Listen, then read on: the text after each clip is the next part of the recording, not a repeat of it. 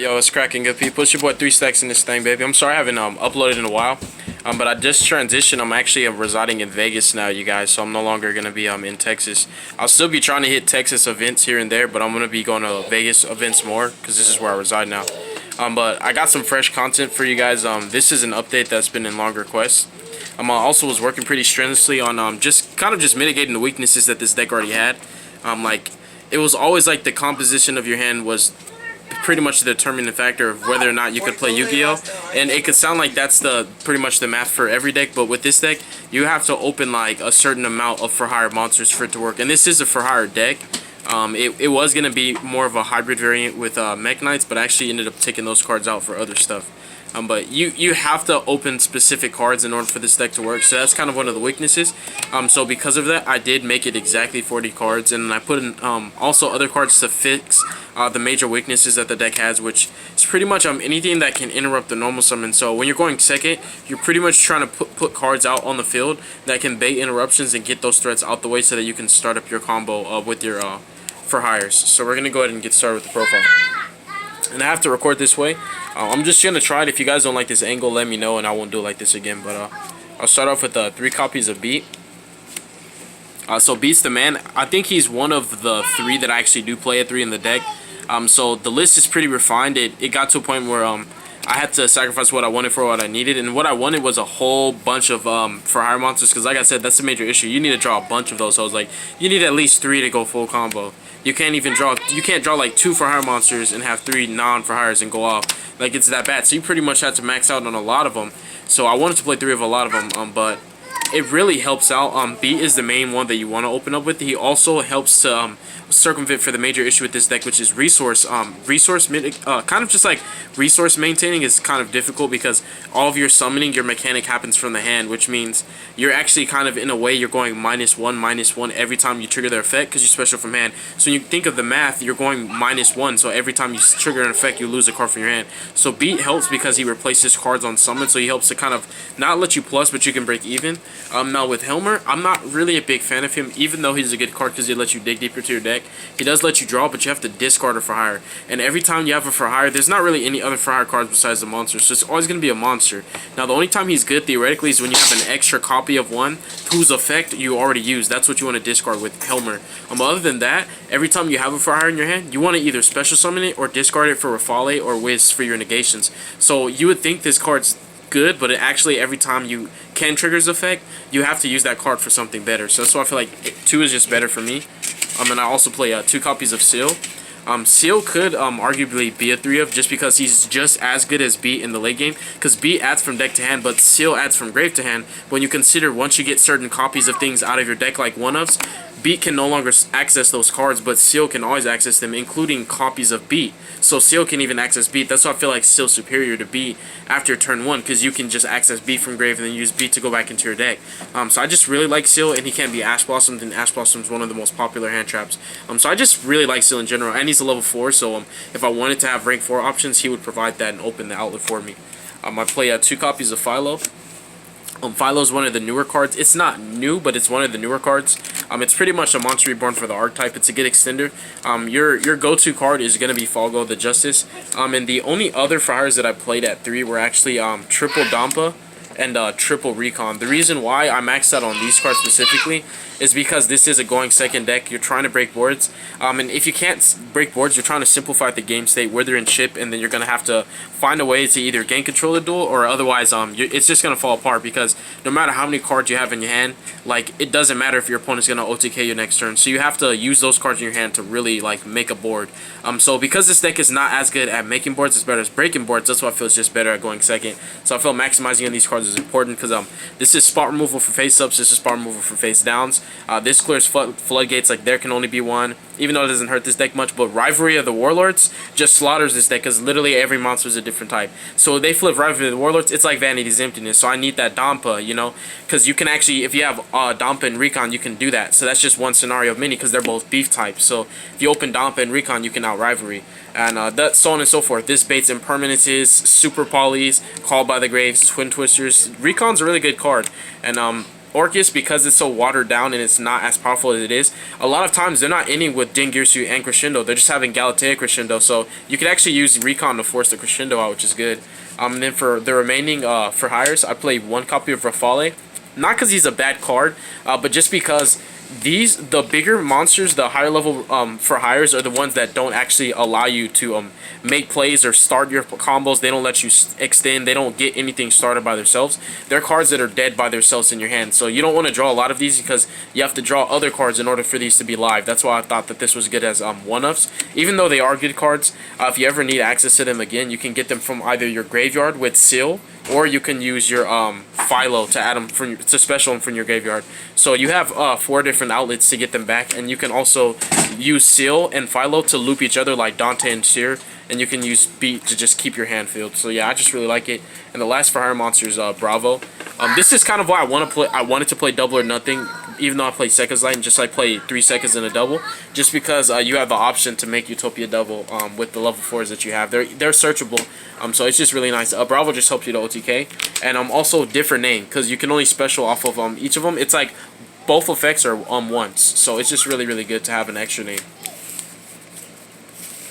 And then all these monsters are just generic. They're generically applicable.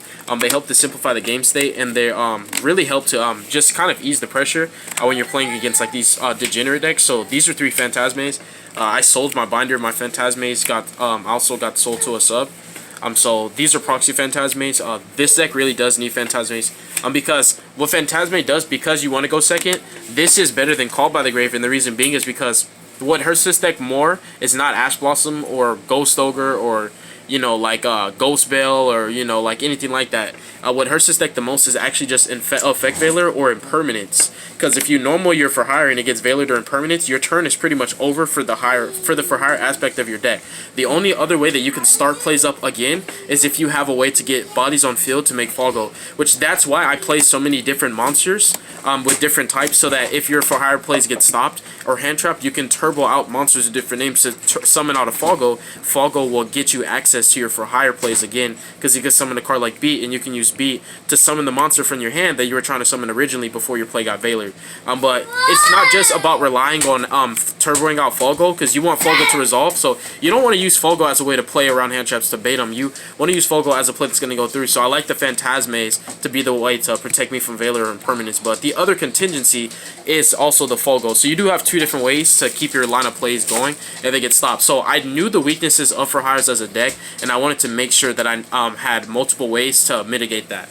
So next up we have 3 copies of Pankratops. Pankratops is also a really good card to force things out, because again, your normal summon's imperative. So cards like the Heretic Seal in pretty much any like combo matchup, like the Heretic Seal with like Danger Thunder and Pendulums. Let me try to see if I can clear the lens.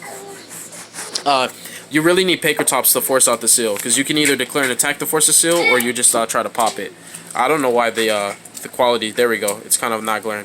So I just really like Pankratops, because if they can have 4 or 5 negates that you could bait, but if they bounce your normal summon for your for hires, you probably couldn't bait those negates anymore. So it's just really important. So Pankratops is always going to deal with 2 cards no matter what. And I also played 3 copies of Vishuda. Vishuda is good against any deck. There's no deck it's not good against. Pankratops is not as good against Thunder and against Orcus, but it's really good against Salamangreats and Strikers. I feel Phantasme is good against almost everything. Almost everything, I'd say, because it's just draw power and it's negations. And then Vishuda is good against everything. He literally just bounces any card on the field to the hand. That's insane. He's a free special summon. He's a worm type that lets you go into Folgo. That's insane. And then we play triple Destrudo. So I feel like Vishuda, Destrudo are good against everything, but Pankratops is kind of matchup specific.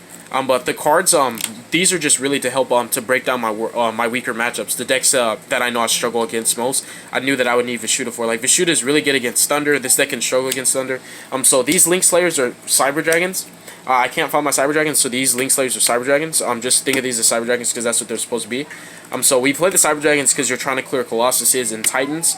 So you want to open cards like Vishuda, and you want to open Cyber Dragons. So you could Vishuda a Colossus and like you know, Cyber Dragon a Titan or something like that. And then we also play 3 kaijus just to help also clearing the same thing, which is one of our worst matchups, Thunder. We want to get rid of the Titans and the Colossuses. Not to say that this deck can't kill cards without destruction. You know, it has spot removal that doesn't destroy, but it's just these really help to simplify the game state, make things easier for you. So I feel that these cards are insane because they allow you to make Fall Go, but at the same time, they clear threats in the process. Like, this puts a Monk on field and it bounces a card. This will put multiple bodies on field while popping cards with Yazi, and you're going to get a bunch of cards off of your Mermere. Mermere generates tokens. You can make different types. You can make Fall Go just off resolving Yazi. Cyber Dragon can make, you know, Mega Fleet or Fortress, which is free in your Orcus matchup, your Salmigrate matchup, Sky Strikers, Pendulums. Kaijus are insane against Strikers, good against Pendulums, Thunder, Salmigrates. They're good against the meta, actually. They're just really, really good cards. And the fact that you can Kaiju your opponent's monster, Vashuda the Kaiju, you can Vashuda the Kaiju, and then Kaiju them again is just really insane to me. So yeah, I feel that these cards just really help to break down all the weaknesses that the deck had and all the weakest matchups, and these just cover all that ground for me, personally. So I like these cards. I wouldn't cut them down to any less than 3. So I would just maximize on all of these cards. They're really good. And putting bodies on field is imperative. You could play Dangerous, and I respect Dangerous, but the RNG was not good for me because I don't want to discard my Fires from hand and then not have a valid target to resolve the Fires. So the final lineup is going to be the Mermere, which we have Mermere in our Tinny deck, and then 3 copies of Sekka's Light. So I knew that this deck didn't. I could have played like Mind Controls, Mystic Minds, Instant Fusions, Twin Twisters. I could have played Pilot Desires, but I felt those monsters were just super important, and they helped to cover all the ground that I needed to be covered. So this is a better Pot of Greed because you can dig. You can see 3 cards from your deck instead of 2, and also at the same time drawing cards like Mermere is not ideal. Whenever you have multiple copies of like Phantasme or anything like that, it's just really good, and it's always going to be negated because it's just way too good to let it resolve. So yeah, it's exactly 40 cards, no more, no less. Technically, it's 37, but. And now for the extra deck, yeah. No, I'm gonna wait. The extra deck is 1 Falgo. I'm playing 1 copy of Link Rebo. I play 1 Monk. It's a lot of 1-ups because there's a lot of different combos that require targets in extra deck. I play 1 copy of Security Dragon.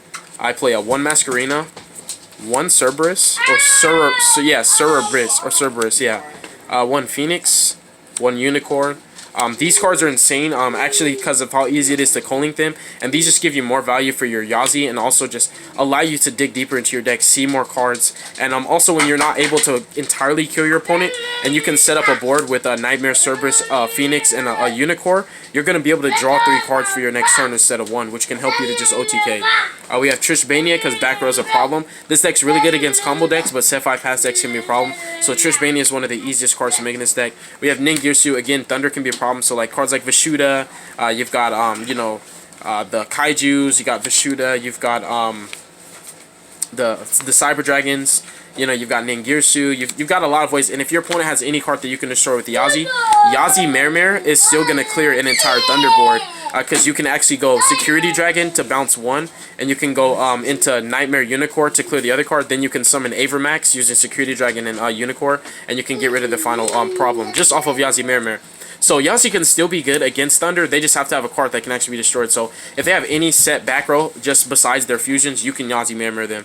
And then the remaining links, besides Ningirsu, which is pretty insane for this deck, is the Avermax, the Borload, and also the Boral Sword. Borload and Avermax give you solid turn 1s, but this deck's just really not that good going first, and I accepted that. I was going to put in like rank 8s, play more copies of Rafale, and just try to like put, you know, Hope Harbingers or something, and be like, Hope Harbinger, Rafale, Wiz, but I just came to the conclusion that going first is just not ideal for this deck, and you can never keep your resources on par or adequate enough to keep up with the best deck. So yeah, that's the profile, you guys. Hope you enjoyed it. The final 2 cards are more proxies. You guys have to forgive me.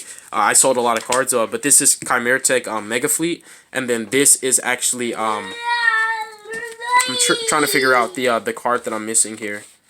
I'm trying to remember its name.